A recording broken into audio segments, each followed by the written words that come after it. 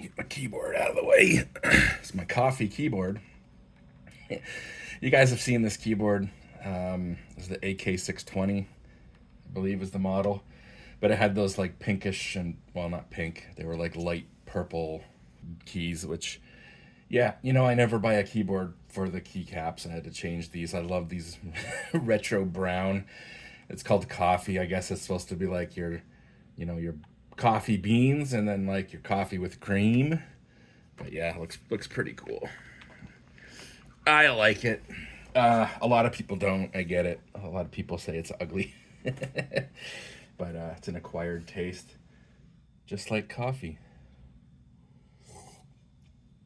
Got my coffee. Got my Game Gear. Well, it's my wife's Game Gear. You guys may remember I showed this Game Gear off maybe a year ago or so, and it was having issues where it sometimes wouldn't turn on when you tried to turn it on, and you had to try multiple times. Well, that issue got worse and worse, and eventually, I really struggled to get it to turn on. I'd have to try and try and try, and sometimes it would turn off while playing. Um, you could play for 5 or 10 minutes, and then it would turn off, and then you'd have trouble getting it to turn on again. Normally something that would sound like a capacitor issue, but of course all the capacitors on this one have been changed, so it wasn't a capacitor issue. Some of you thought maybe it was the switch. I tried cleaning the switch. I checked the solder joints on the switch. I think I did a continuity test on the switch, and like it definitely wasn't the switch. But it really seemed like it was. It's just sometimes you could not get it to turn on, and you'd have to try multiple times. And again, it kind of got worse and worse until I couldn't get it to turn on at all anymore. And I thought, great, well, now we're gonna have to open it. And so yeah, I opened her up, and everything looked clean. All the capacitors, all the solder joints looked good. And I think I started to take the soundboard and the power board out, and I noticed there's this like the wires that go from the motherboard to the power board. There's like I forget exactly 6 wires maybe, and they twist them around. If you've seen inside here, they twist the wires around to kind of make it a bundle, so it kind of stays out of the way of other things when the two halves come together.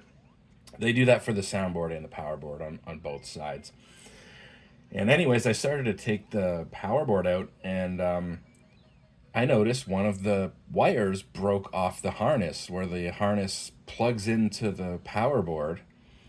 And yeah, one of the wires had broken out of the right where it goes into the connector.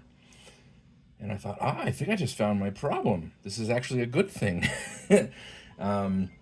And so I started to unravel, because again, they're twisted around in a way to make like a bundle. And I started to like untwist the wires, and another one broke off, and then another one broke up.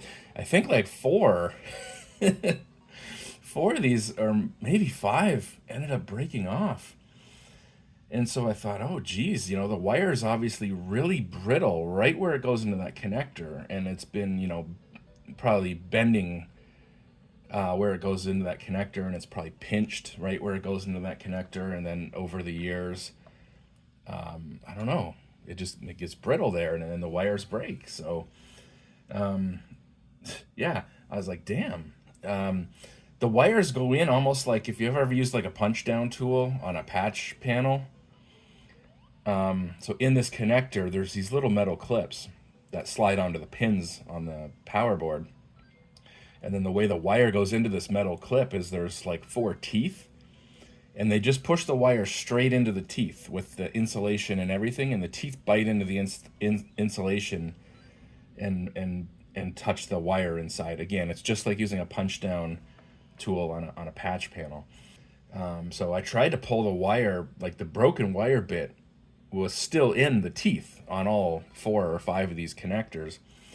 And so I tried to pull using tweezers and a pick. I was trying to pull the wire out of the teeth, and the whole metal tooth thing came out and kind of bent. And so I was like, yeah, it's going to be really hard to get the wires out of these in a way that I can just like reuse them. And then I thought, you know what? It's not going to be pretty, but I'm just going to try soldering wire, the original wire, cut them back a little bit, strip off a little bit, and try soldering the wire directly to the teeth. Even with the old broken piece of wire in there, there's still, the four teeth are still sticking up above the wire. And I thought, well, it's not a lot there to bite onto or for the solder to stick to, but yeah, I'll try. What have I got to lose at this point? And so yeah, it's not pretty, but I managed to solder the wires onto the little bit of teeth sticking up through the broken wire in there. And you know what? It works. It works. It's not pretty, but yeah, that was fun.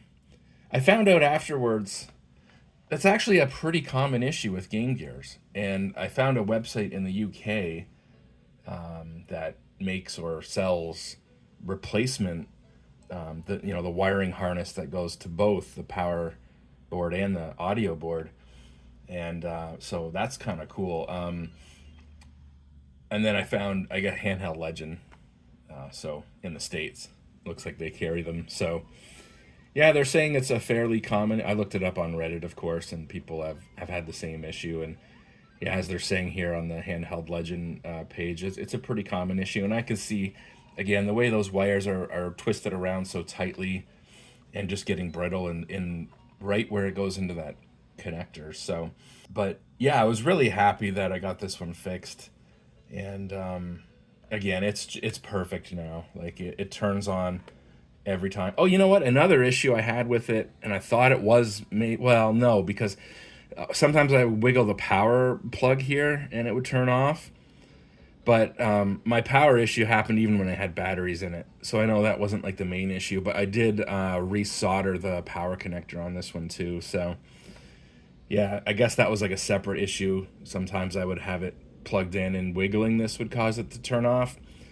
But of course, when I'm running off batteries and it's still having issues turning off, that's not the main issue. But yeah, I got that resoldered on there. So yeah, this is working perfect.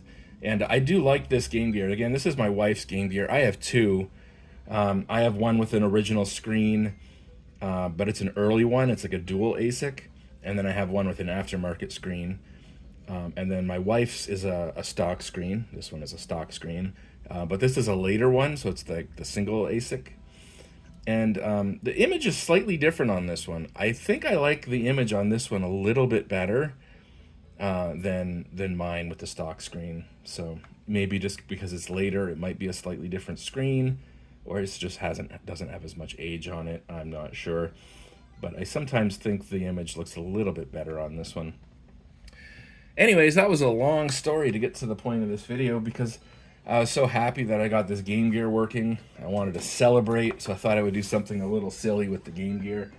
You guys have seen me do sort of similar things before with the TV tuner. And so I got the TV tuner out, and I don't know, I bought this HDMI to AV converter, so I'm like, I might as well find many uses for it. And then I thought, yeah, I can plug it into the TV tuner. As I've shown before, the TV tuner has a jack on the top that is composite AV input, and so here I am using the Game Gear as a computer monitor. Don't mind the wobbly mouse. I'm holding the mouse, using the mouse in my left hand, holding the camera with the right hand here. But as you can see, I can drag a YouTube video over, and we can watch YouTube on the Game Gear.